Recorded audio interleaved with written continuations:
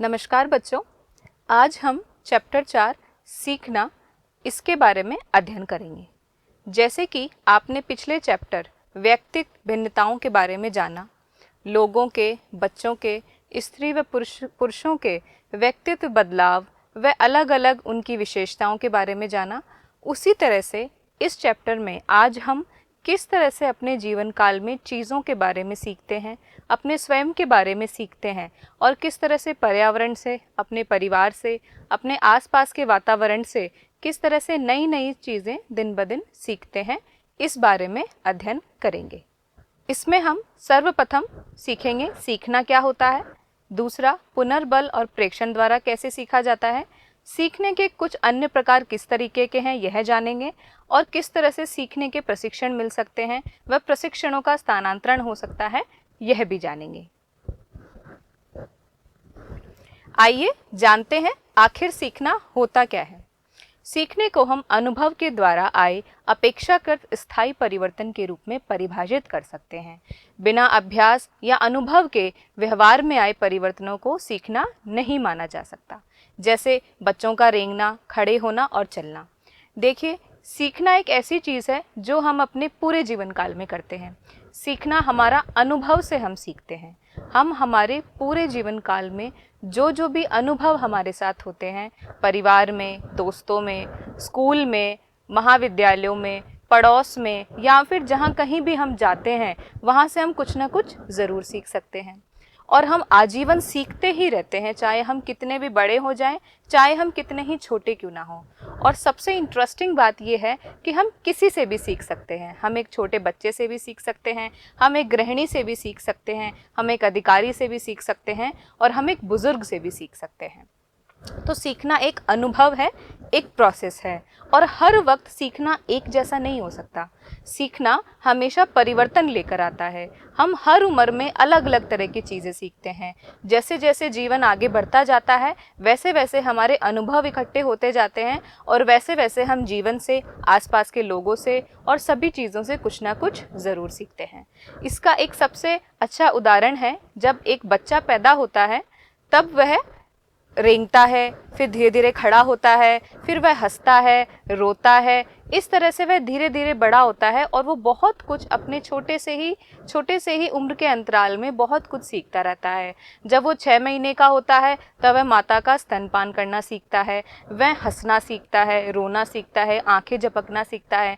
जब वह थोड़ा सा बड़ा होता है तो वह चलना सीखता है, वह उंगली पकड़ना सीखता है, वह धीरे धीरे अपने घर वालों को पहचानता है और उन्हें पहचान के उनके स्पर्श को सीखता है, अभ्यास करता रहता है। तो इसके अलावा बच्चा जब बड़ा होता है, बाल्यावस्था में आता है, तो वह पढ़ना सीखता है, लिखना सीखता है और आदि तरह के काम करता है।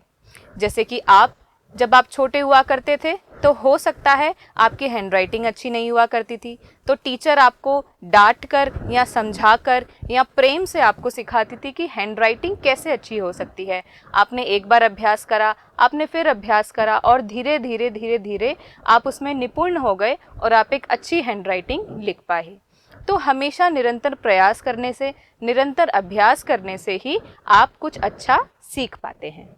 सीखने की श्रेणी में आने के लिए व्यवहार में आया परिवर्तन अपेक्षाकृत स्थायी होना चाहिए। सीखने को प्रत्यक्ष रूप से नहीं देखा जा सकता। इसलिए कहा जाता है कि जब हम कोई भी चीज़ सीखते हैं तो वह कई बार हम सहजता से ही सीख लेते हैं। जैसे कि हम दिन ब दिन व्यवहारिक रूप से ही चीज़ों को सीख लेते हैं। जैसे कि हम घर में देखते होंगे, हमारी माताएं झाड़ू निकालती है, हमारी माताएं घर का काम करती है और ये सारी चीज़ें हम भी शुरू कर देते हैं धीरे धीरे। अपनी माता का हाथ बटाना, अपने पिता के कामों में मदद करना। तो इस तरह से हमने क्या करा, हमने व्यवहारिक चीज़ों को सीखा और व्यवहारिक चीज़ों में अपने अंदर परिवर्तन लेकर आए और फिर ये जो सीखने का अभ्यास है ये हमारा स्थायी हो गया। इसीलिए कहा जाता है सीखते समय जो व्यवहार होता है वह स्थायी होना चाहिए। सीखने को प्रत्यक्ष रूप से नहीं देखा जा सकता। तो ये बहुत इंटरेस्टिंग चीज़ है। जब भी हम कोई चीज़ सीखते हैं तो वो हमारे अंदर मानसिक रूप से होती है और हमारे मनोवैज्ञानिक रूप से वह चीज़ होती है। किसी में कम होती है, किसी में ज़्यादा होती है। कोई बहुत जल्दी सीख लेता है तो कोई बहुत धीरे धीरे सीख लेता है। हम जब बाल्यावस्था में वर्णमाला सीखते थे तो प्रारंभ में त्रुटियां करते थे, हालांकि निरंतर अभ्यास द्वारा हमारी त्रुटियां कम हो जाती थी। तो ये बहुत ही अच्छा एग्जाम्पल है जिसमें जब हम छोटे थे तो जब हम क का की अ आ ई सीखते थे तो हमें बड़ी दिक्कत होती थी बोलने में भी और लिखने में भी। और एक बार तो ऐसा भी आता था कि हमें बहुत डर लगता था कहीं टीचर हमें मारे नहीं, डांटे नहीं, गुस्सा नहीं करे, क्योंकि हम इतनी गलतियां करते थे मात्राओं में भी, बोलने में भी और लिखने में भी। लेकिन धीरे धीरे अभ्यास करने से, निरंतर उस चीज़ का मनन करने से हमने क्या कर ली, हमने उन त्रुटियों को कम कर लिया और फिर उस चीज़ में निपुण हो गए। निरंतर अभ्यास के साथ त्रुटियों की संख्या में कमी यह इंगित करती है कि सीखने की प्रक्रिया हो रही है। जब भी हम कोई चीज़ सीखते हैं तो जब हम उस चीज़ को सीखना शुरू करते हैं तो पहले दिन से जब वह अभ्यास शुरू होता है तो अंतिम दिनों तक आते आते हमारी त्रुटियों कम होती रहती है। हम जो त्रुटि करते हैं उसका जो परसेंटेज है वो कम होता रहता है और फिर एक समय आता है कि हम शून्यता, हम ज़ीरो, हम एकदम शून्य त्रुटि करते हैं। तब उस वक्त हम कह सकते हैं कि हम उस कला को सीखने में या उस विषय को सीखने में निपुण हो चुके हैं। आइए जानते हैं कि हम किन किन तरीकों से व किस तरीके से सीख सकते हैं। सीखना चारों ओर के परिवेश में अनुकूल में सहायता करता है। सामाजिक संस्कृति परिवेश में कुछ समय रहने के बाद हम उस समाज के नियमों को समझ जाते हैं।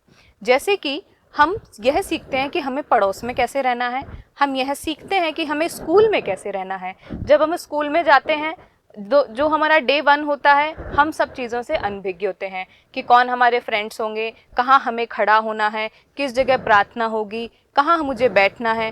फिर जब आप धीरे धीरे जाते हो तो आप सीख जाते हो कि आपकी क्लास में एक जगह है जहाँ आपको रेगुलर बैठना है, ठीक है। या फिर आप सीख जाते हैं कि जब आप स्कूल में जाते हो तो आपको कैसे अपने टीचर को विश करना है, गुड मॉर्निंग या गुड आफ्टरनून। आप सीख जाते हैं कि प्रार्थना स्थल कौन सा है और हमें कौन सी प्रार्थनाएं करनी होती है, क्योंकि जब हमारा डे 1 होता है स्कूल का तो हमें यह पता नहीं होती, हमें प्रार्थनाएं याद नहीं रहती।